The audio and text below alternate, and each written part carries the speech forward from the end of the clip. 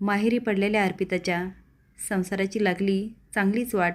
नमस्कार मित्रांनो, ह्या मालिकेच्या आजच्या भागामध्ये आपण बघणार आहोत की स्वानंदीवर समर चांगलाच इम्प्रेस होतो. त्यामुळे मलिका चांगलीच तोंडावर पडते. स्वानंदीच्या मदतीने आजी पूजा करत असते आणि समर त्यांच्याकडे कौतुकाने बघतो. आजी म्हणते, झाली माझी पूजा. पिंट्या, तुझा आणि स्वानंदीचा लग्नानंतरचा पहिलाच गुढीपाडवा. चला तुम्ही दोघांनी पूजा करा. आता मात्र मलिकाला खूप राग येतो आणि ती म्हणते, आई थांबा, मी करते. आजी म्हणते, नको, तू थांब, त्या दोघांना करू दे. आता मलिकाला खूप इन्सल्ट वाटतो आणि ती स्वानंदीकडे बघते तर तिच्या चेहऱ्यावर एक गोड स्माईल असतं. आता आप्पी तिच्या मुलीला घेऊन उभी असते. तिला वाटतं आजी मला काही नाही बोलणार. ती आता पूजेसाठी पुढे येते. आजी म्हणते, काय ग अर्पिता, तुला एवढंही कळत नाही का? पूजा करायचा अधिकार पहिले या घरातील लोकांचा आहे. खरं तर गुढीपाडवा हा स्वतःच्याच घरी करायचा असतो. काय ग, ही मुलगी आली, तुझ्या सासूबाई आणि नवरा कुठे? आता मात्र अर्पिताचा चांगलाच माज उतरतो. आता पूजेसाठी समोर पुढे येतो. स्वानंदीला खूप आनंद होतो. आता आजी सांगेल तसे ते दोघं पूजा करत असतात. एवढे डाव खेळूनही काही पचका झाला नाही. यामुळे मलिका, अर्पिता आणि अंशुमनच्या चेहऱ्यावरचे रंगच उडालेले असतात.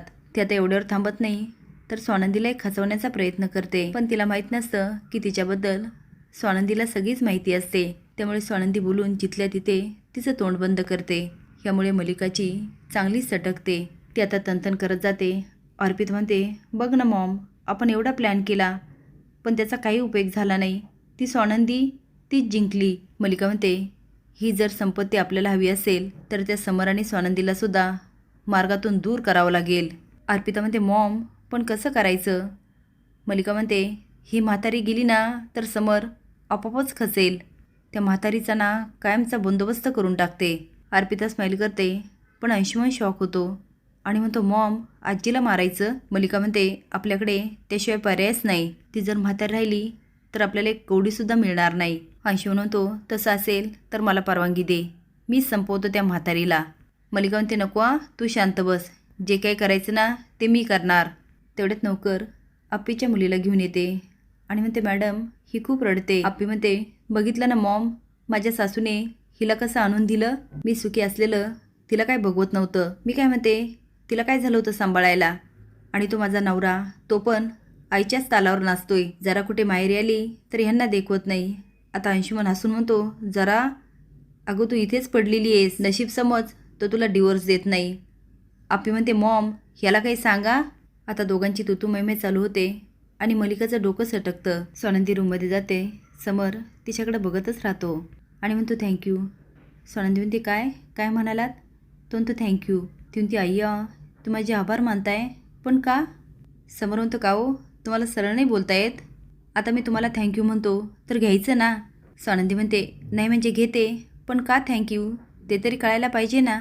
तो म्हणतो, आजीला पूजेला आणून तिच्या चेहऱ्यावर तुम्ही जो आनंद आणला ना त्यासाठी. आता स्वानंदी स्माईल करते. तो म्हणतो, पण डोकं छान चालवला. नाही म्हणजे तुमच्याकडे बघून वाटत नाही तुमचं एवढं डोकं चालत असेल. स्वानंदी म्हणते, हो का, पण माझं डोकं चालतं बरं, पण जिथे चालवायचं तिथेच मी चालवते. तो म्हणते, हे बघा तुम्ही असं करता, मी नीट बोलायला लागलो की तुम्ही वाकड्या शिरता. आता मी सरळ सरळ थँक्यू म्हटलं ना. स्वानंदी म्हणते, ओके. तो म्हणतो, ओके, पुन्हा ओके. हा ओके ना माझ्या डोक्यात जातो. आता ती कपाळावर आठे आणते आणि पुन्हा करते ओके म्हणायला लागते, पण तोंडातच जिरवते आणि म्हणते, वेलकम. समोर म्हणतो, हां हे ठीक आहे. यावर स्वानंदी गोड हसते आणि मान हलवते. इकडे बाबा म्हणतात, रोहन, आदिरा तुम्ही पूजा करा. आदिरा खूप खुश होते आणि म्हणते, ओके बाबा. मंदाकिनी म्हणते, अरे वा, त्यांचं लगेच ऐकलं, पण माझं नाही ऐकलं. मी एवढा छान ड्रेस आणला, तो नाही घातला. आदिरा म्हणते, आई ऐका ना, आपण आता पूजा करूया का? पण मंदाकिनीची मात्र तणफणच चालू असते. आता आदिरा पूजा करायला लागते. मंदाकिनी म्हणते, अगं अगं अगं ते नाही करायचं, बघितलं ना हिला कसलीच माहिती नाही. बाबा म्हणतात, रोहन मग तिला म्हणावं, सांग तिला, करेल ती तसं. मंदाकिनी म्हणते, अहो मी सांगायला ती माझं ऐकते कुठे? आता तुम्ही बघितलं नाही का, मी एवढा छान ड्रेस आणला, घातला का तिने? नाही ना, नाही ना घातला. बाबा म्हणतात, आदिरा बाळा मी सांगतो तशी पूजा करा. मंदाकिनी म्हणते, अरे हे काय, मी सांगत होते ना. बाबा म्हणतात, नको, त्याची काही गरज नाही, मी सांगतो, करा तुम्ही पूजा. आता मात्र मंदाकिनीचं चांगलंच तोंड पडतं आता आपल्याला बघायला मिळणार अर्पिताची सासू, नवरा आणि त्यांचे प्रॉब्लेम. असेच नवीन अपडेट जाण्यासाठी लाईक आणि सबस्क्राईब करा. धन्यवाद.